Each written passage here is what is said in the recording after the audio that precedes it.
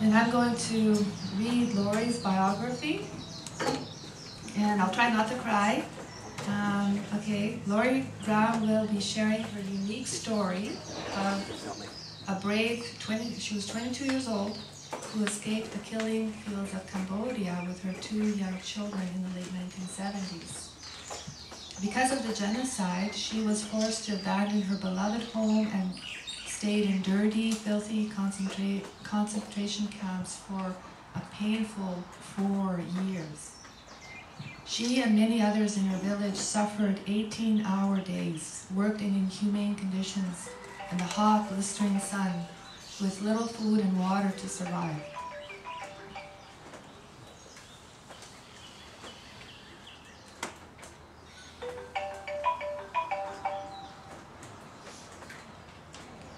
Her family was treated cruelly, and she watched them suffer. She continued to seek for freedom in an effort to provide for her family. Lori Brown is now a U.S. citizen and is very thankful for each day for her freedom, for herself and her 2 children. She immigrated in Hawaii in 1981 and has lived here for 32 years. That's remarkable. After retiring, she and her husband have been traveling the world for 6 years, and for the past 12 months they have been calling Kailua, Kona. Oh wow, so just recent, they've come here, and we are very honored to have them. And I would like to introduce Lori to you.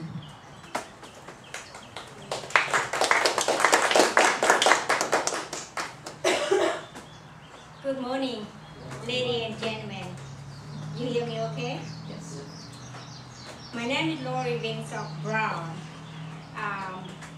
First of all, I will apologize. My English is my 3rd language. So if I say something incorrectly, please forgive me. I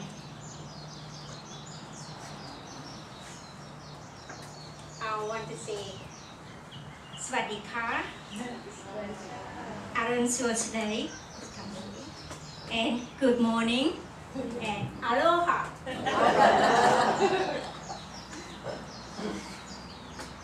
Today I step forward to share my true story from my heart to all of you.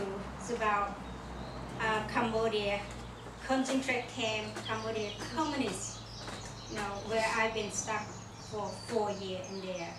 But I will introduce you a little bit about myself. I was born in a big family of 14 people, 14 children in a family. I was number 6. And when I was 7 years old, I really want to go to school to learn how to read and write in Cambodia. But that time, it's only the boy can go to school, none of the girl. I don't know what reason why, but I was sneaking out to go to school, and I had to dress like a boy. I was tomboy for a while. And just about 6 months later, my dad found out, "Where are you going? I didn't see you at home. I didn't see you do your chore." Well, I have no reason to hide. Say I can sneak it out, go to school. "What do you go to school for?" Then he get very disappointed with me, and he was find something to spank me a lot. Even though I didn't do anything wrong, but he still spanked me to stop me to go to school. But I was thinking, to learn how to read and write is very important. Education is very important for me. So I keep going, and my dad was cut out, like, "I won't support you. I support only the boy." So I have to earn my own money to make myself, to pay for the school tuition, to pay for the school uniform and the school supply every year. But I have big farm. I can just go pick up banana leaf or some kind of vegetable and go to the market and sell. So that's the way I work myself to go to school. My parents know. So That's myself. So now, let's get into the long story. So my story is survival Cambodia, how to be survived. In 1975, the war come in. I don't know what kind of war gonna come into Cambodia, but it was a communist war. And during the war, I was about, gonna be 20. I have one child, and yes, 7 or 8 o'clock in the morning, I'm in between the village, like one from Kona and one from what do you call Captain Cook. I'm in between, and they shoot each other.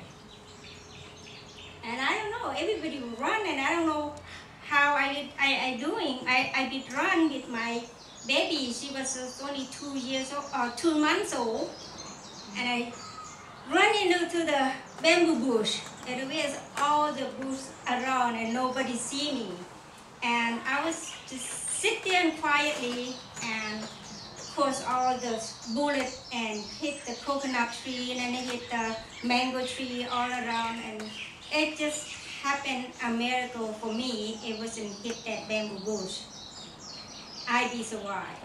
And 5 hours later, my dad was called, Savin, where are you? Where everybody? And I yelled it out, I said, I'm here, Dad. Can you come over and help me out? I don't know how to get out. Me and my baby here. And my husband was run, separate directly.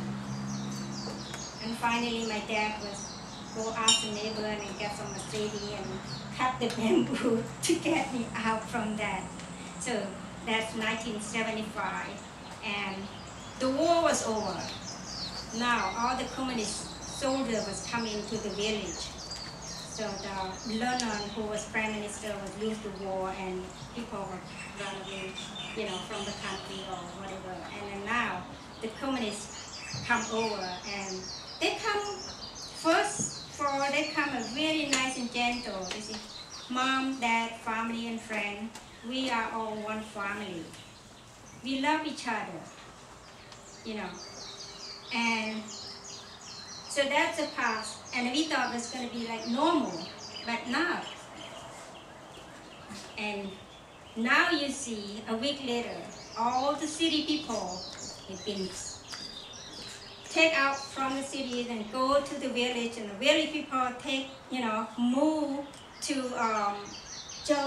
jungle people move to someplace else. They've been tear out the big house to make it a small house, like, maybe about 100 square feet, and then you leave it 2 families in there, and then make it a shed roof, like grass roof, or, it's all the big house, the big building, they tear it down and spread it out.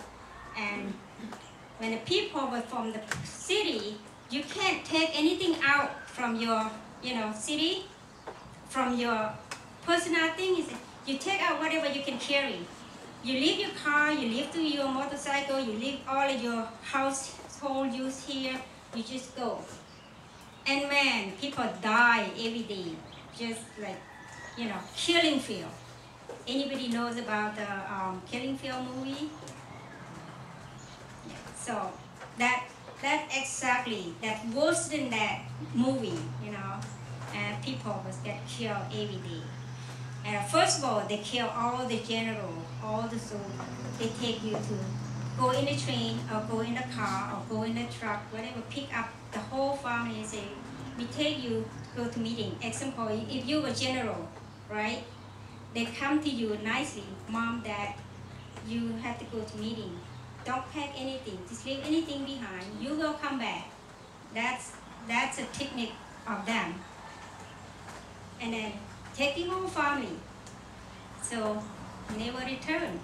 When they say go to meeting, and never return. That's the first. Second, take all the military people. Doesn't matter you sergeant or you they take it out and go to meeting and never return. And third one, take all the professional, no school, and beat down all the temple, no monk, no religion at all. And so, make a long story to be short, in a concentrated camp, and the mother who have her children still nursing, we take to the grandma.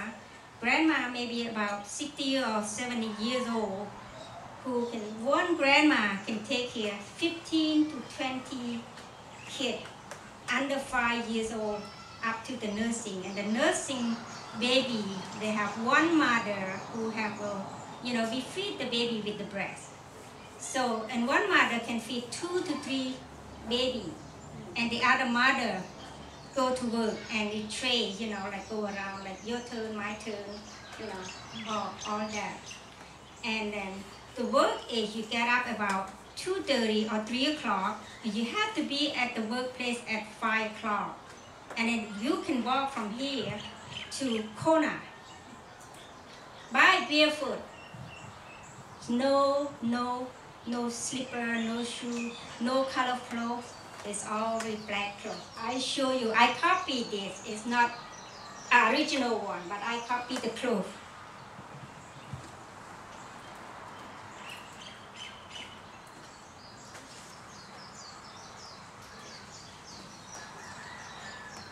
This is the blouse they let you wear.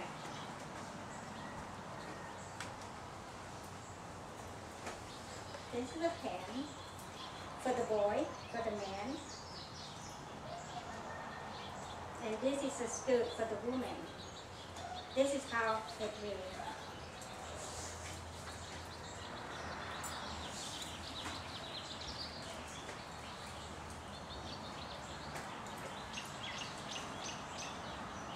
And this is a scarf we call kansang.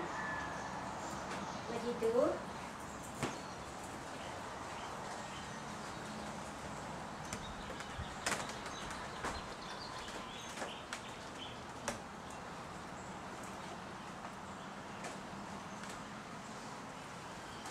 Shouldn't do the button like this. Easy.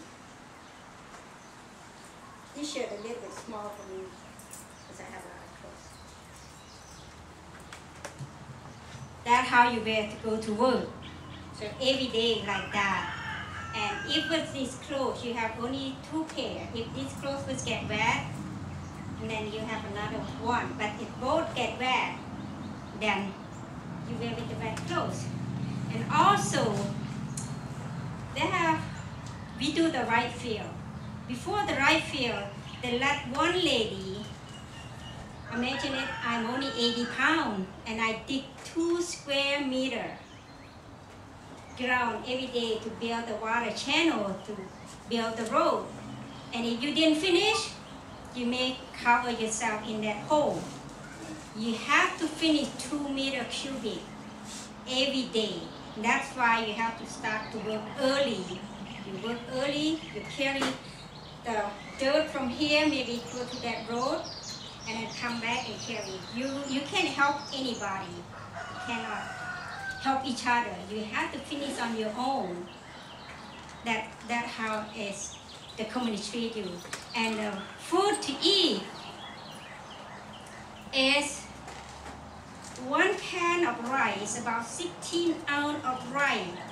It mixed with the water, 20 gallon water, and also mixed with the banana root. It's not real banana, it's banana root. And mixed with the papaya tree. Papaya tree, they take out the hard one outside, the inside is a soft one, and they use that to cook it for you to eat. And everybody eat the same thing. No meat. I never have meat. We have fish a little bit, but no pork, no beef, nothing. That's all you eat. And of course, city people their stomach is very sensitive. And every day they get diarrhea, and every day you walk to work, you see people fall and die right there. But nobody can bury it. Only the dog can eat that body. And every day I step over to the body, you know, kind of go over like that, and then go to work. It's hard work. And this is the one unique story. I'm gonna tell you this. One day, I was stealing because we were so hungry. I was stealing.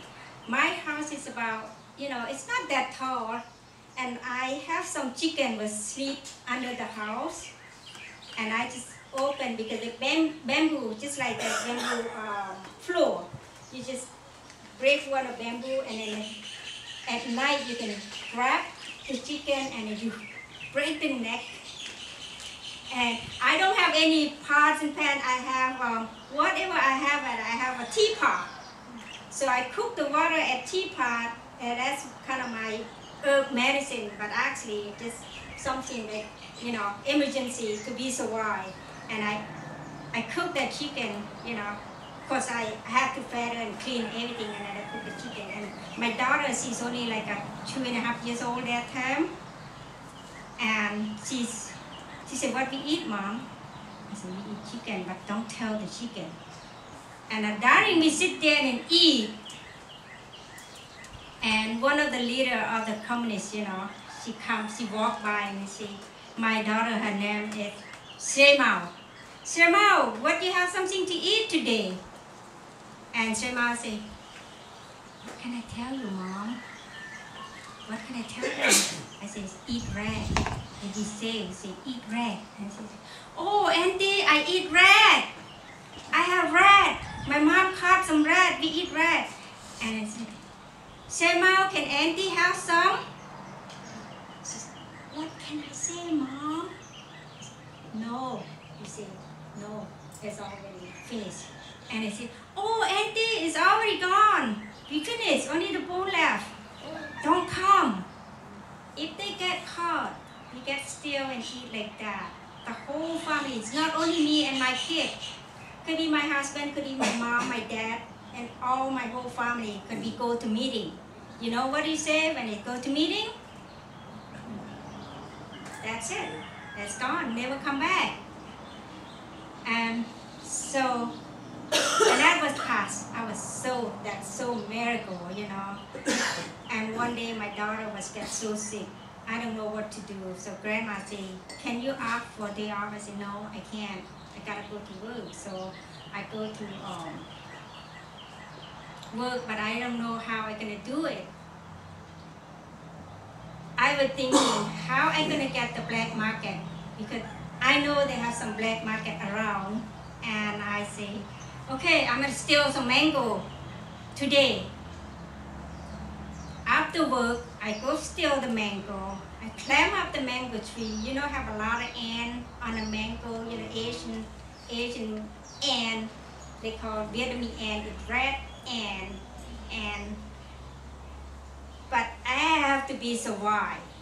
So I climb up that mango tree and then pick up the mango.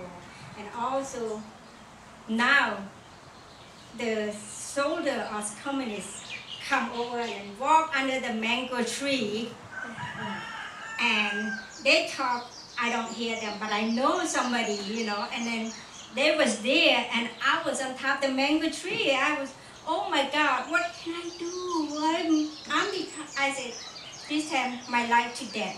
Pray to the God all the time. And goddamn, that red ant bite me. And I really want to pee, you know, how you get that bit. And also, so finally it's about 5 minutes. I couldn't move. I just stand there. I couldn't move. I got mangoes, about 10 or 12 mangoes. So I put in my, here. This is what is, you know, how you do the bag. You do like this, and you put your mango here, and you go like this. And then you hold your mango here. That's your backpack. It's not a backpack like we have now, you know. That's how. I can make it bigger than this one, because pull this one up and then pull this one up to make a big bag. You can put stuff in there and you're hiding. And of course the clothes a little bit bigger, and then you wear a cover. Nobody see you, you know, have something in there. And So the soon that soldier walk away, man, I release and let it go.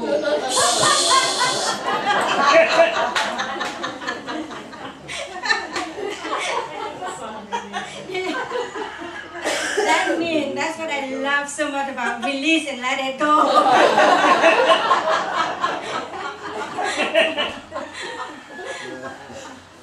So that's another story. You see, this is deal with my niece. Her name is Pari. She's only about 7 or 8 years old in that time. And grandma was working at the cuisine. Cuisine is where you cook, and then you feed the people. And then each cuisine maybe 2,000 people, to eat the same time. And the cooker is giant, wok. Because you have to feed thousands of people. 2 villages getting in one cuisine. After work, you gotta come eat. And this girl,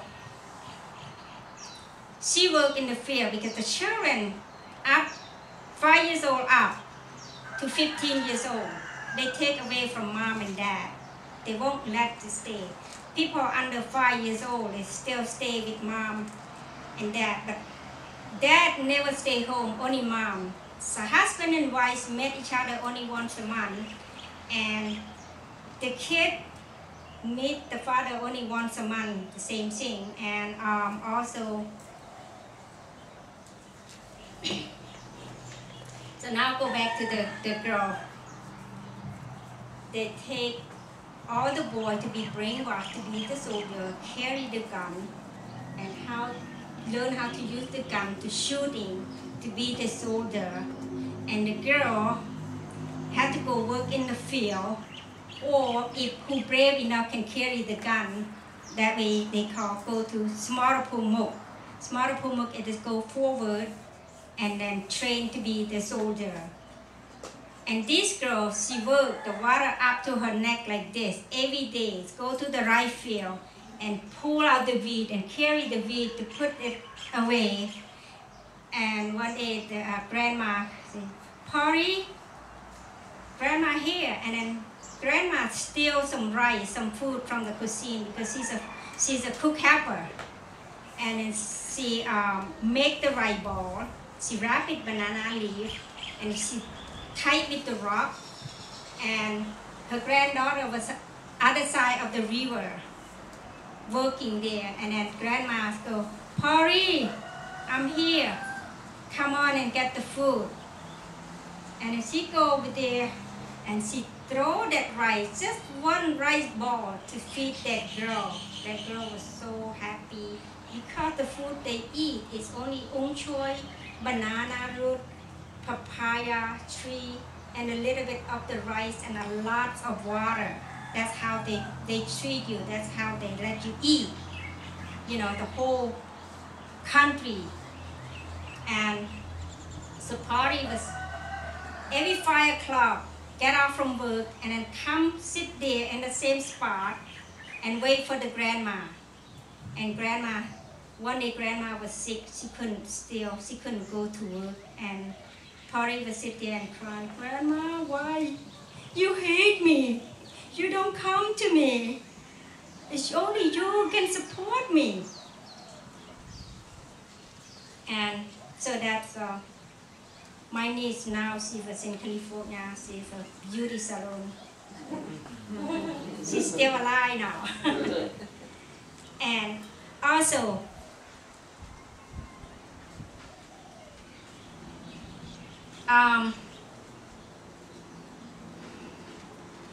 one day we was working, and the leader of the communists come over and say, hey, can anybody read? We have the letter from Anka. Anka want you to read. That's how they can find you who know how to read and write, and they can take you, go to the meeting. And I said, no, I don't know how to read. When I get the letter, I just go like this. I see upside down. I said, what does that mean? I don't know how to read. They said, you know how read? I find out you go to school before. I said, no, it's been a long time ago. I forget. I don't know how to read. I don't know how to write. They give you pencil and they say, just write your name. No, I can't. I just go like, do pretend like you don't know how to read, you don't know how to write. And it's a lot of people. This is 1976, 1977. A lot of people who know how to read and write and go to the meeting. Meeting is gone. Never come back.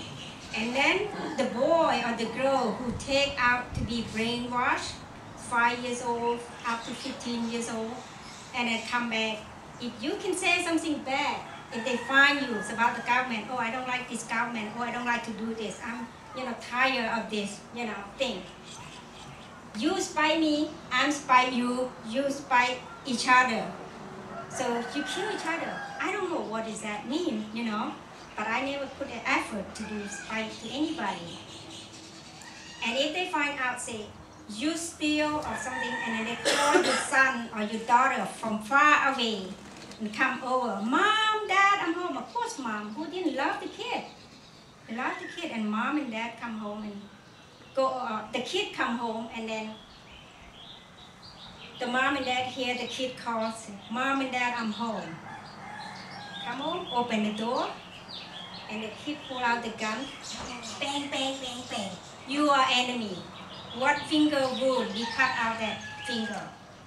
And the rest, that's it. The mom and dad, they take your own kid to kill you. You believe or not? And also, I've been walked away from after that, and another war come in. Now, 1978, the end of 1978. I was born one child, even though we met each other once a month, and I sneak it out, I have another child. So this time my child is only 20 days. Now is the war, another war coming. Is Vietnam, who was the president right now, he go to Vietnam, ask for Vietnam government to change the communist, because the communist will say, we kill all the Cambodians. I have like 2 hours to be killed. Like they tell you like 2 weeks before, say, you come home, you come to eat, or you stay home. You eat, you get food, you die. You stay home, you have empty stomach, you still die. So what choice you can make? I made the choice. I said, okay, I'm gonna go eat. I'm gonna eat. After I'm eat, I'm full, I'm die, I'm okay.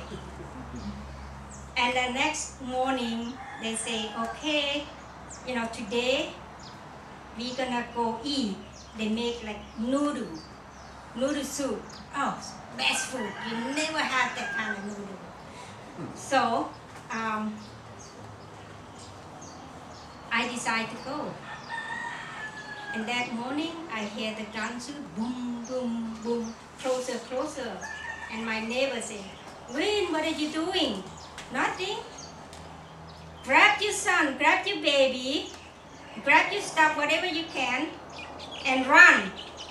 The soon I grab my baby, he's only 20 days old, and other baby she's about 3 years old this time. And I grab a little bit of stuff. I put a lot of stuff in my pocket here, and then I carry the baby and then my daughter. The soon I get out from the house, from the door, and here the gun shoot again. And I've been run like this, go like this, around, and the bullet was on top of me, both sides. Khmer on the west, Vietnamese on the east.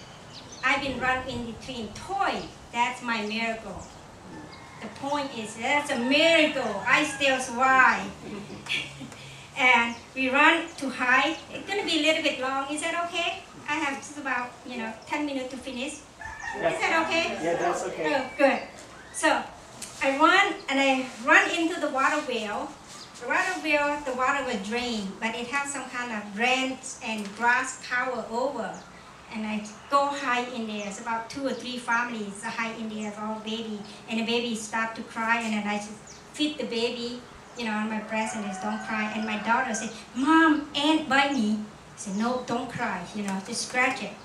And I hear the soldier walking over, the communist soldier say, kill all, women and children, kill all. Whoever face you, just shoot and kill. So we just quiet 2-3 hours later. And it's all quiet, so we get out from there, and then I see the people run over and steal the food. Lucky that food wasn't put the poison yet. Wow. That's another miracle. That food wasn't put the poison yet. So we go in there and we eat that food. And now, so make a long story to be short, that's about that past. So now it's about 2 months later. So I found out Vietnamese is communist. No, I don't want communists. I'm gonna run. I run for freedom. I ran for freedom. And I did run. My family, my husband was run different directly, and my father and my mother run, my stepmother run different directly. We don't know each other, so I didn't run. And the Khmer will come back. God, on behind. I carry my 2 baby on, no, I carry my 1 baby and the other baby had to walk and no shoe, no slipper and barefoot. And so the bullet was go behind again, but I still be survive. That's why I call it the surviving Cambodia. And now I cut it out, make it short because we are short time now. So how about how I escaped out from Cambodia to Thailand? I did escape out. I have my daughter, she's 4 years old. My son, he's about 6 months old now, you know. And we walked over from our village to go to Thai border. It's about 15 days. The 8th day, we went to the border, and the war on the border was so strong. I couldn't cross there. We had to walk back. And when we walked back, it was dark. And then we stopped. We gotta cook some food to eat. And I did cook some food to eat. And they have a little pond around there. So we make a tent. You know, it's about 200 people. We make a tent around there and sleep. And we cook that. Use that water to cook and drink and take a shower. Everybody, it's about 200 people in my group to across the border. You know what? Get up in the morning, what you guess? All dead body in that water. I get up and I see some black clothes in there. I said, what is that? I get the stick, pull it out. There's all dead body in there, and everybody was, oh my God, you know, we drink, we take a shower, we eat it from that dead body water. What can you do? You know, and the next night we gotta walk again, and now we step in the landmine. 200 people. We walk only 1 trail, and the body died right there and swollen extremely. About this big. We have to walk over the dead body. And you know how to step the dead body? It stinks all over your body. You have to walk over. If you go different direction, you step on landmine. You better stink or you better die. So the choice is you better get stink, don't get die. That's how to, you know. That's why man voice was says about the freedom. Somebody had to pay that to get the freedom. It's true. So we do that to get the freedom. And then one guy, we was in the jungle, one guy would say, okay, I hear somebody and I see the blood. I hear some gunshot. He run different direction, like go around us to try to get in front. But he stepped on landmine. It died, 3 people would die, 5 people were wounded, and we was run into. And we come to the halfway to Thailand, and the leader who said, okay, I take you here, you know, it's about 2 hours more, you're gonna get into Thailand. Anybody have gold, have money, US money, Thai baht, give it to me, I carry for you. This time, what we get calm. And when we go to Thailand, you won't find me, I find you. And write down how much you give it to me. I carry for you, we met you in Thailand. You know? Never see that guy again. So, and that day, we walked all night, we get lost. We couldn't find, well, we fall to sleep in the jungle. The last minute, I know we have about 50 people left from 200 people. We don't know because it's so dark. We only walk at night. We don't walk on the day because the day is so, you know, they can see us. And so I get up in the morning and say, okay. My dad would say, do you hear some motorcycle? I said, yes, I heard that. Oh, we was in Thailand. We was in Thailand. Yes, we was in Thailand. So we get up, we run out of food, you know. We don't have any water to drink. We don't have any food left. But luckily, I have my pocket full of dry rice. So I split it, you know, with the 50 people, just one suck in. We get the rice, you know, to get the energy. So we walk out just from here to the street there. There's just a Thai. And the Thai soldier walk over and say, who are you? Where you come from? Say, we are Cambodian refugee. No, we don't accept you. We accept Laos and Vietnamese. We don't accept Cambodia. Cambodia is communist. We don't want communists to come to our country. We send you back. I said, no, of course I can speak Thai, you know, and I said, no, and please help us. If you send us back, we die. We survive. We run here to find the freedom. We run to here to be survived. Please help us. And they won't listen. And now they take us in a group and they separate again. I was so nervous. Women and children in one side, the men in one side, the old people in one side. And we have like 3 teenagers. They was about from 14 years old to 18 years old. Because, you know, they do their duty. But I don't know their duty, it was outlaw. They grab that girl, 3 girls, and then go into the hut house or something, they rape the girl. And finally, I pull out one, and my dad helped, but they beat my dad. They won't let it, you know. And then I pull out, I said, this is my sister. I not even know the girl. I said, this is my sister, you can't do that to her. You know, I grabbed it, but I couldn't say that too. You know, being raped, that's Thai. And they say, 2 o'clock, we're gonna send you back to Cambodia. We're waiting for the pickup truck to come pick you up and then go back to Cambodia, send you back. When I send you back, the Thai border was so high and Cambodia was low. And you have to climb down maybe 1,000 feet down to go down to Cambodia land. And the Thai is so up high and they call it Phnom Dong Rai, that place. And they send the Cambodia, whoever come before us, they die over there. That's another die. Like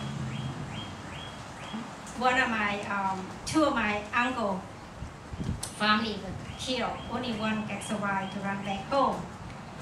And this time, almost 2 o'clock, the truck almost come to pick us up to send us to be die again. And here, the phone ring from the office. Save all the Cambodian refugees. This is United Nations. We send the money, go to Thai government, keep all the Cambodian refugees, don't send them back. They've been killed, don't send them back. That's another time. That's a miracle. For me, that's why I say I have so many miracles that I want to share with you and then find the freedom, you know, for me and for myself. And the 20 days old boy who was I carry along, he's right here with me. He's right there on the camera. And that's my friend, I know his father from high school. daughter turned to be the communication and human resource. She worked in Japan. That's a 4-year-old girl. And my niece, who is 8-year-old girl, who been trying for grandma to help. She was in California. She was a beauty salon hairdresser and makeup stuff. And that's my family. So it's true. So today, that's it for today. So thank you for coming to listen all my story, and thank you so much. You guys have any question or any? No? How did you manage to get to Hawaii? Oh. That was easy after that. To manage to get to Hawaii, it's not easy like you think. I was put my resume to go to France, but I say I have French background.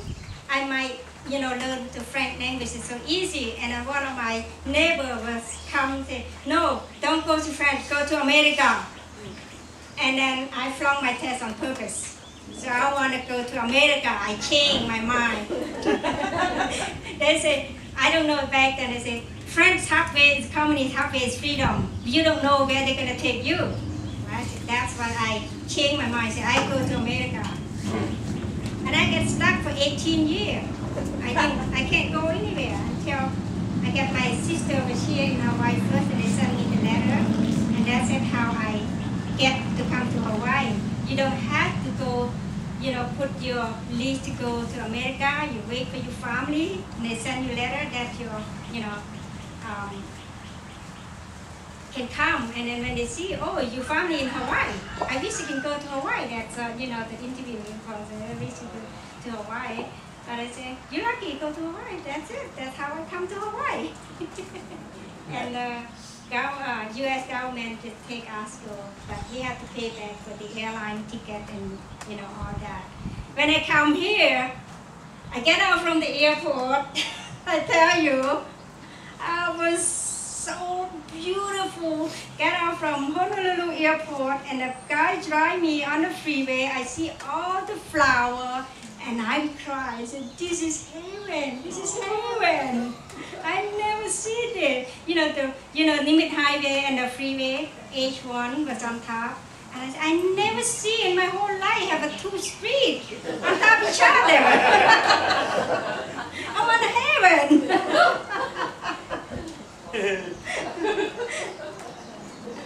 Any more questions?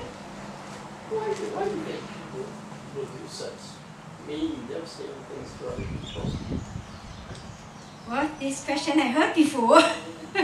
What was the question? I'm sure a lot of people knew, the other person, and all of a sudden they might say, oh, what is that? I have no idea. They want to kill the whole Cambodian people, and later on, I just not sure. They say they can plan to take over.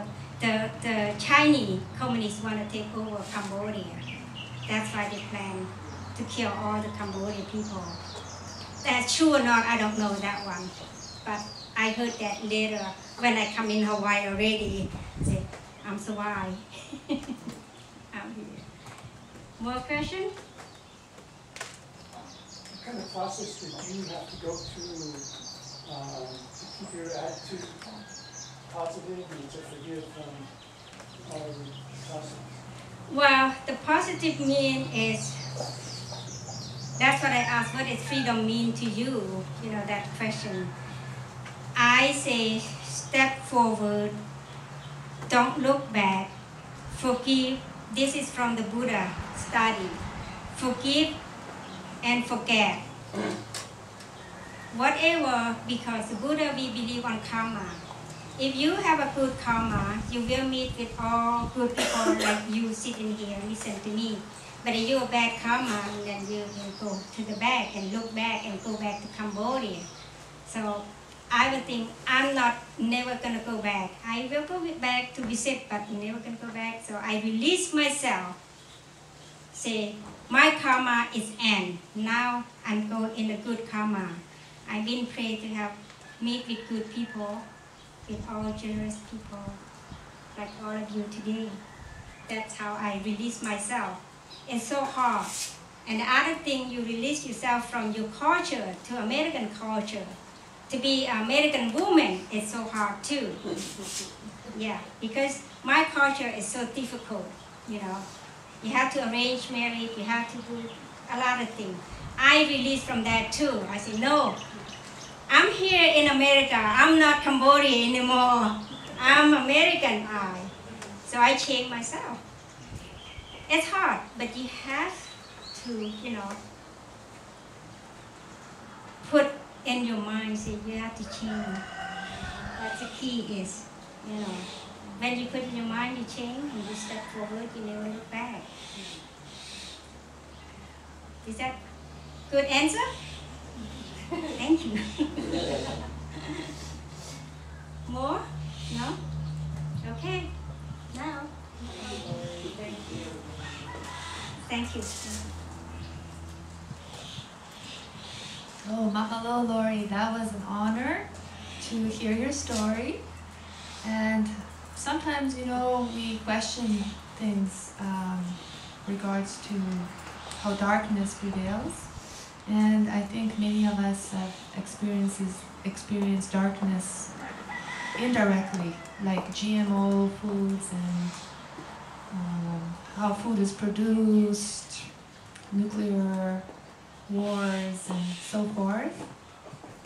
But experiencing something like this is really direct, you know, evil. You've seen evil directly.